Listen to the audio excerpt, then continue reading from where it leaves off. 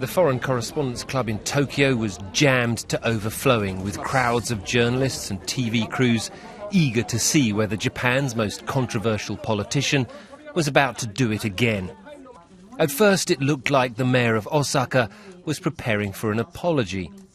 The use of so-called comfort women by Japanese troops during World War II was, he said, inexcusable and violated their dignity and human rights. But then Mr. Hashimoto switched to the offensive.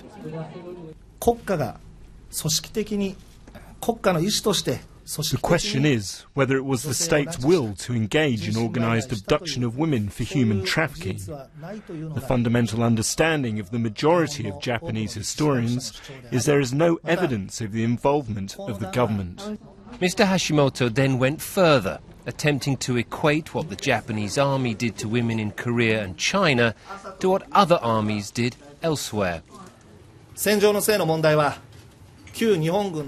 Japanese Imperial Army were not the only ones involved in sexual misconduct during World War II. It was a problem also faced by the American, British, French, German and former Soviet militaries. These sorts of claims have long been popular among the ageing minority who populate the far right of Japanese politics. What sets Mr. Hashimoto apart is that he is young, only 43, and that he was, until recently, genuinely popular. There is ample evidence to show that the Japanese state was directly involved in the sexual enslavement of tens of thousands of women in Korea, China and Southeast Asia during World War II. Much of the evidence has been unearthed by Japanese historians.